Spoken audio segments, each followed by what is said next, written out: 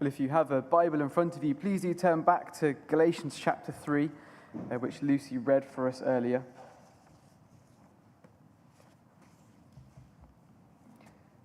And over the last few weeks, we've been working through this letter from Paul to the church in Galatia, and we're about halfway through today in chapter 3. Now, I've definitely mentioned this before when I've been stood up here, but my first ever job on a Saturday morning was teaching toddlers how to play tennis.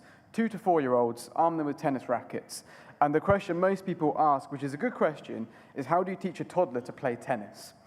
To be honest, very little tennis actually happened. Our job was to teach them really basic, fundamental principles that never changed, despite what level of tennis they got to. Things as simple as we hold the racket by the handle and not by the stringy bit, or we look where the ball's going and not what mum and dad's doing over there. That was our job, to teach basic, fundamental principles. And as they got older, our job was to remind them and to get them to not add to these basic, fundamental things. Occasionally, a child might show up and say, I play really good tennis if I spin around every time I hit a shot, or I play better with 2 tennis rackets. And we'd say, actually, no, stick with what you know. Stick with these basic, fundamental principles and don't add to them. Well, the church in Galatia that Paul writes this letter to were doing something similar. Paul has written to them because they were abandoning fundamental, basic gospel principles that he had taught them. And as well as leaving them, they were adding their own new ideas. But by adding their own new ideas, they were actually taking away. And as we read this letter over their shoulder, so to speak, we're urged today too to not abandon basic gospel principles or add to them, which only ever takes away. Now, as Paul opens chapter 3, he sets before us 2 options, 2 paths which we can follow, believing or working. There's 2 paths, believing or working. It's easy to feel Paul's emotion behind this letter, isn't it? In verse 1, he seems to be both disappointed and worried for this church.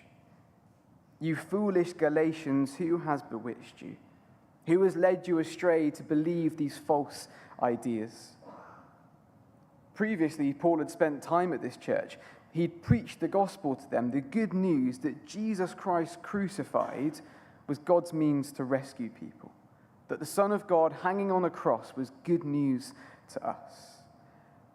But now they've started to abandon that hope. They've started to abandon that good news and have believed another gospel, which is no gospel at all. And so Paul, to make them think, asks them and us a series of rhetorical questions. Were you saved by believing or by working? I would like to learn just one thing from you. Tell me this. Did you receive the Spirit, or in other words, did you receive new life through believing the gospel of Jesus Christ crucified, or did you receive it by doing loads and loads of good things? Were you saved by believing or by working? At the time, there seems to have been some in the church in Galatia who were teaching that although Jesus was a good start, you needed to do more to be saved. You needed to do something. Specifically, you needed the Old Testament law and you needed to be circumcised. That was kind of their message. You can start with Jesus, he's a good starting point, but to be saved, to be in right relationship with God, you need to do something. Ultimately, you need to do works to be in right relationship with God. And sadly, the church in Galatia have bought in on this message. They're following a gospel that has been added to. They're following gospel plus law. They've added to what Paul taught, but in the process, they've only actually taken away. Now, despite my surname and despite my GCSE in food tech, I am not a great baker. I do understand, though, that if you were to make a lemon drizzle cake, quite like it, and then make it again but add 10 more lemons because you really like the lemon bit of the cake, actually you wouldn't make the cake any better. You'd probably damage it. You'd probably get a very sour, perhaps strange-looking cake. By adding, you're only taking away. That's exactly what the church in Galatia are doing. They are adding to the gospel. They say to be saved, you need works, you need to do things, you need to follow the law, you need to be good enough. But in doing so, they've only damaged it. So Paul asks them the same question in verse 5. Did you receive the Spirit, have been brought from death to life, because of what you managed to achieve, or because you believed the message and put your trust in Christ to save you?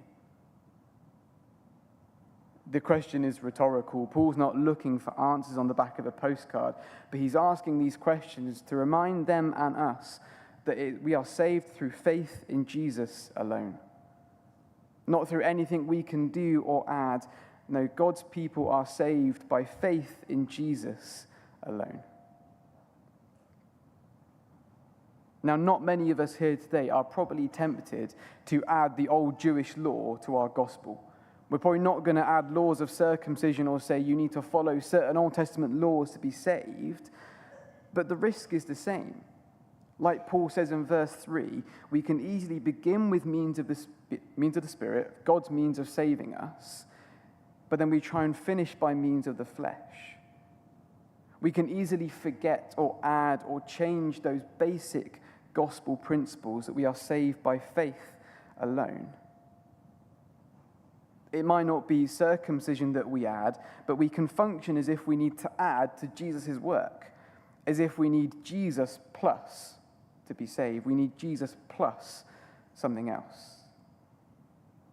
We can function as if we need Jesus plus what we think is a good amount of serving in church to be saved.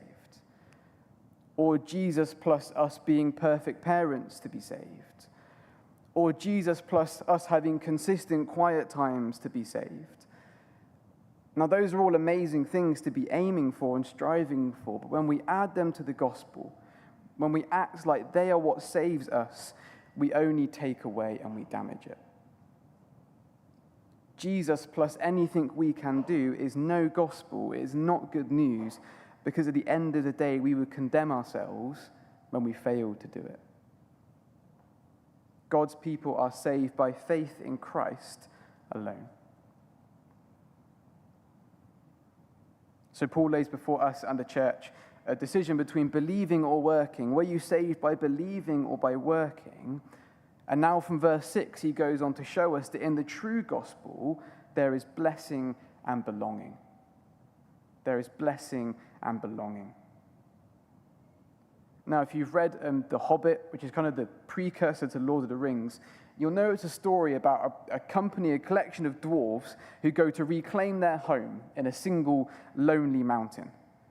Now, despite that being the plan, there's a lot to deal with on the way. There's giant spiders, cursed forests, trolls, goblins, elves. But despite all the different scenes, there is still one plan. There is one job, one aim, that is to get home. Well, to kind of pull apart this false gospel that was being taught, Paul reminds the church that it is always been God's plan for his people to be saved by faith alone. Despite all the different stages of God's people in history, there has always been one goal, one aim, one plan to bring people home by faith alone. Now, after the Exodus, when God rescued his people from slavery in Egypt, he brought them out, he brought them to their promised land, and he gave them the law through Moses, which if they kept this cultural and sacrificial law, they could stay in the land, they could stay in their promised home. But these false teachers were misusing that law. They were taking these rules given to Old Testament Israel and saying to be saved, not only do you need Jesus, but you need this law too. They were preaching a gospel of Jesus plus works. But to show them why this is wrong, Paul goes back even further in Israel's history, not just to Moses and the Exodus, but to the very first Israelites. He goes back to Abraham, the great-great-great-great-granddad of all Israel. It was from Abraham's family that all of Israel would eventually descend from.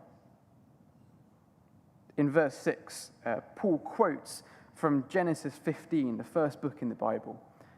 In Genesis 15, God had just made a promise to Abraham that he would make him into a great nation, that he would give him countless descendants.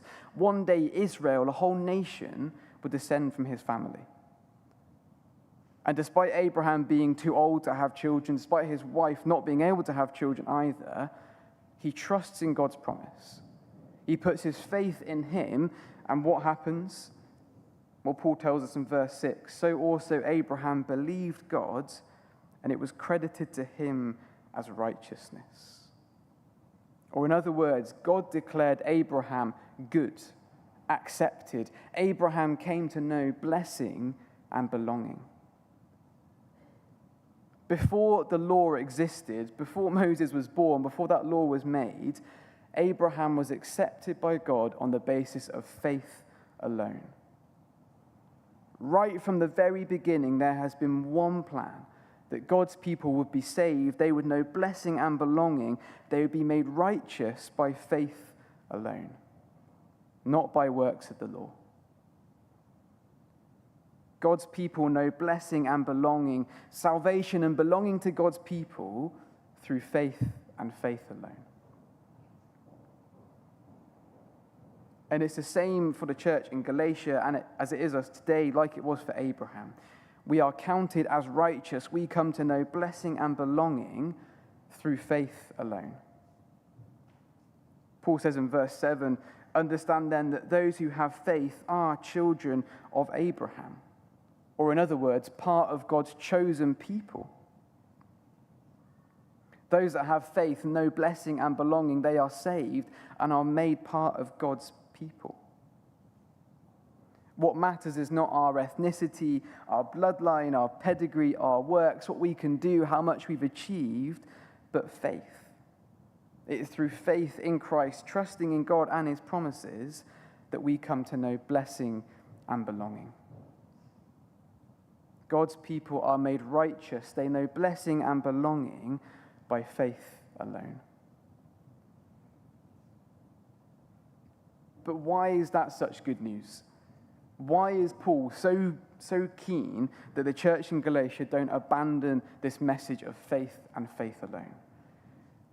Well, it's good news because it means that people like me and you can also come to know blessing and belonging. It means that people like me and you can come to know blessing and belonging. If God's good news to the world was faith in Jesus plus our ability to do enough good or to do good works, I don't know about you, but that would not be good news to me. Because day after day, hour after hour, I would disqualify myself. I would fail.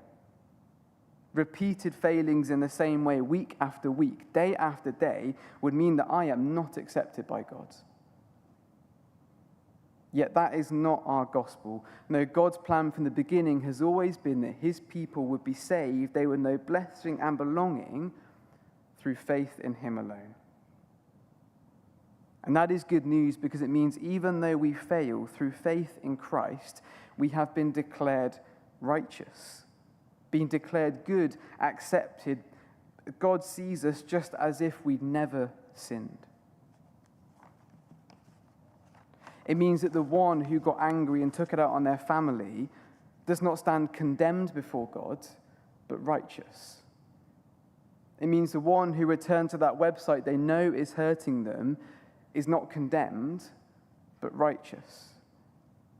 It means the one with words unsaid and promises broken, the one who took what wasn't theirs, the one who would hate for anyone to uncover their past, does not stand condemned, but as righteous, as though they had never sinned. God's people are made righteous by faith alone, and that is good news, because that means people like me and you can know blessing and belonging.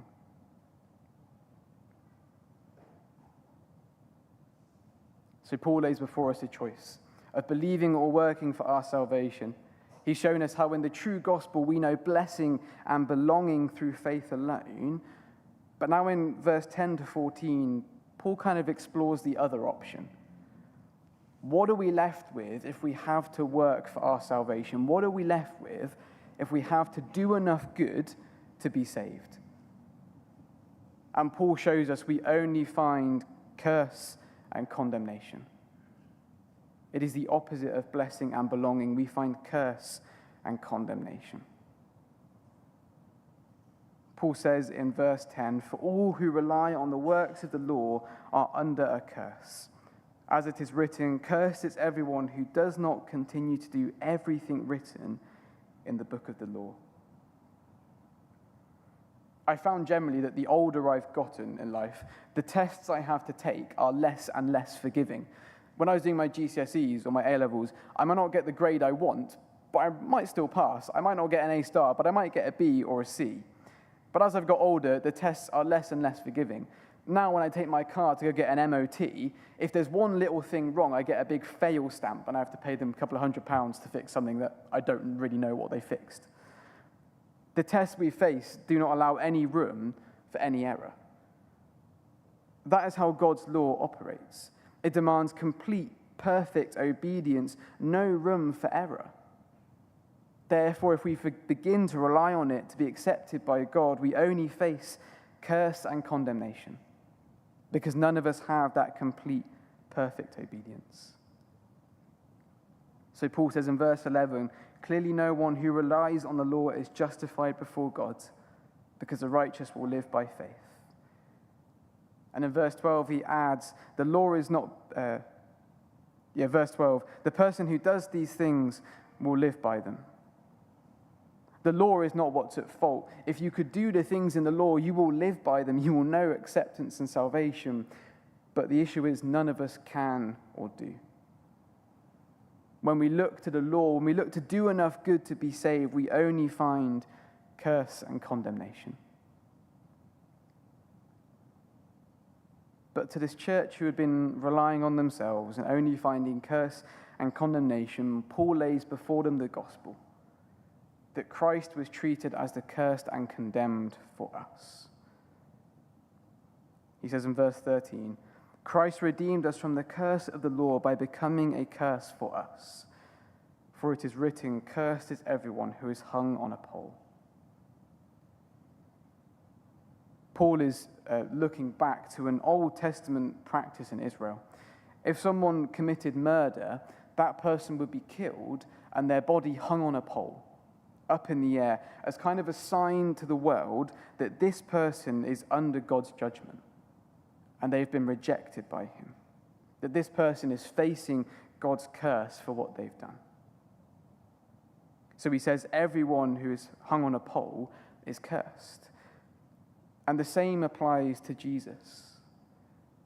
As Jesus hung on that cross, suspended in the air for the world to see, he faced the curse. He faced God's full wrath and condemnation against sin. Although he was innocent, he was treated as guilty. Although he was righteous, he was treated as one full of iniquity. Paul says that Christ became a curse for us. On the cross, God looked on his Son and saw our guilt, our stains, our rebellion, our lies, our anger, our impurity, and poured out his condemnation on him. The righteous was treated as the unrighteous, so that, the start of verse 13, we might be redeemed from the curse of the law. To be redeemed is to be set free, and Christ has set us free from the curse of the law by taking it on himself. So that by faith, by putting our trust in Jesus to save us, we might know blessing and belonging. Not curse and condemnation, because that has been borne away on Jesus, but we might know blessing and belonging. The righteous was treated as the unrighteous, facing our curse and condemnation, so that we might know blessing and belonging.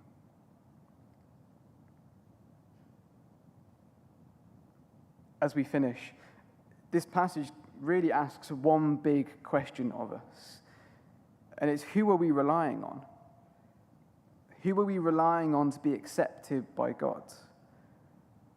Paul has given us two options, really. Are we relying on ourselves and what we can do, what we can achieve, or what Christ has done for us? And Paul's warning here not to rely on ourselves doesn't just go to the irreligious, those who claim not to know God, to not be interested in him. but mainly to the religious, those who know God, who know his good standards, who know his law. So it's a warning for us too. As we've already thought about, although we might not say it, we can easily start to function as those who need to save ourselves. We begin with Jesus, but we start to think we need Jesus plus. Without realizing, we form these little laws in our minds. We don't take the Old Testament law and say, right, I've got to follow every aspect of this, but we form these little laws in our minds. Perhaps things that we can achieve or we can do, or a certain level of busyness. And if we keep those little laws, the standards we set ourselves, we feel good. We feel that God must accept us. But when we break them, we despair. Because actually we're relying on these little laws to make us accepted by God. We hold ourselves to a certain level of busyness or ability or achievement, but when we fail, we despair, thinking God must want nothing to do with us now. We assume that we are under God's curse and condemnation, that he is almost a judge out to catch us. When we realize we have formed those little laws, the question of who we were relying on, well, the answer might have been ourselves. When we find ourselves holding to those little laws, or despairing at the fact that we've broken those little laws, let us prayerfully recommit to relying on Jesus and his finished work alone. Let us thank God that through faith in Christ, our curse is gone. We do not face condemnation because Christ bore it in our place, and instead we are counted as righteous, just as if we'd never sinned. Let us ask God to help us remember that our performance and our obedience does not affect our status of being saved, or his view of us, because through faith alone we are counted as righteous. Let us rely on Jesus alone. Christ became a curse for us, so that through faith we might know blessing and belonging.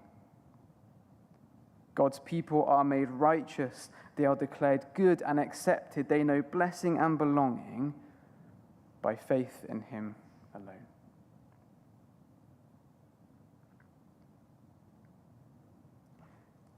Well, we're going to